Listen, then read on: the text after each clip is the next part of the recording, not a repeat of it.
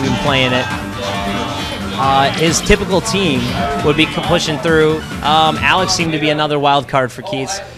Keits going with a very new friendly character, Chun-Li, with all her mix-ups and all her guaranteed damage. Great way to set up combos for Chun-Li, a great starter character to use out. Megaman Blade looking like he's a big hitter, but has a lot of quirks and a lot of unsafe. But of course, against characters such top tier and cross generation, such as Duranjo or anyone like Ken the Eagle, Megaman Blade neutralizes the boomerang. Megaman Blade neutralizes the distance game and can keep Duranjo at bay. Ryu having a little bit of tweaking with his fall, and his combo actually changed away. Donkey kick isn't your staple this time around.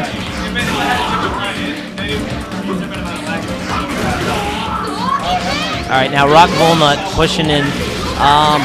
We can look at Megaman's Megaman and say that he's not really the typical player. A lot of players will use Megaman's Quick C, kind of like in Marvel vs. Capcom, all the series is his Quick Fireball to play a little bit of a better zoning game. This time around, a lot of reasons for you to use it. In fact, if it's whiffed, or if you use your super, you can actually use that whole time to charge your C cannon. One of the best strats to use. Get free damage and setting up for a huge chip damage if you want to take it after the super, or you can set yourself up for another combo. You just can't get hit out of it, because when you get hit, you lose your charge. Now, Keits trying to figure out the best way to do this mix-up. With Dragon Punch attack with Megaman Blade, he sends the blade from one side to another. He leaves the blade on his side and goes to the other side, and the blade comes with him. Keits' setup has been trying to find a good assist to mix up to put on the other side so that you have blocking and guessing which way you're going to go. And now you're seeing, right now we have Keits playing Megaman right now. And that dangerous super, lightning fast, it can go all the way across the screen.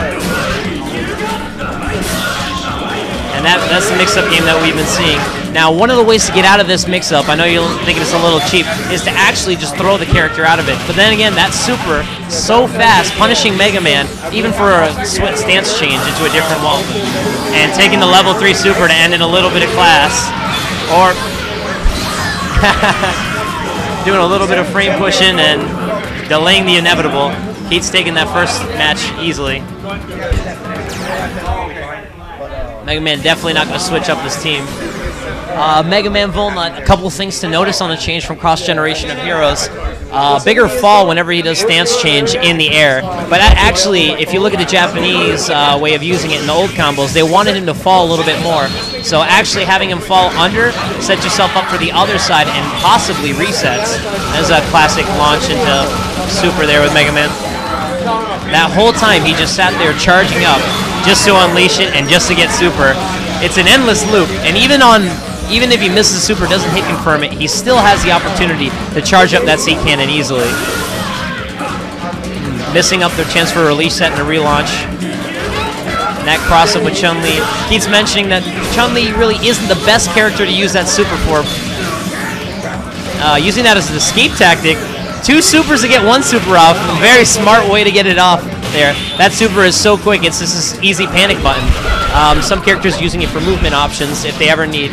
I mean, that's a good thing about having multiple super stocks on the same characters, that you can open up combo opportunities or just options like that. A lot of people looking for comparisons to Marvel vs. Capcom 2. That would also be one of the easiest ones to point out. The fact that with your multi-bars and you can instantly DHCC any way you want. Right, you can instantly do a super and either cover your ass with another super, or you can use it to do more damage. Of course, there is combo reduction upon the supers. Close in your mouth. Alright, no problem. Alright, Chun-Li in the corner. Now this is where you're going to see some magic. He's actually going to jump and mash C. That's how you continue her infinite. Her infinite isn't quite as easy to pull off because... Wait, it still works? Does not work, actually. It's a loop, but you can actually switch it up to a different one off launch. You can do in the corner, you know, BCC, BCC. That's exactly what he did right there. That BCC, BCC.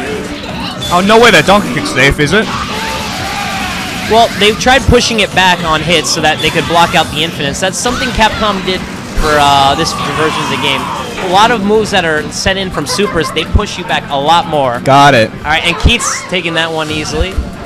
Next up, that's already marked.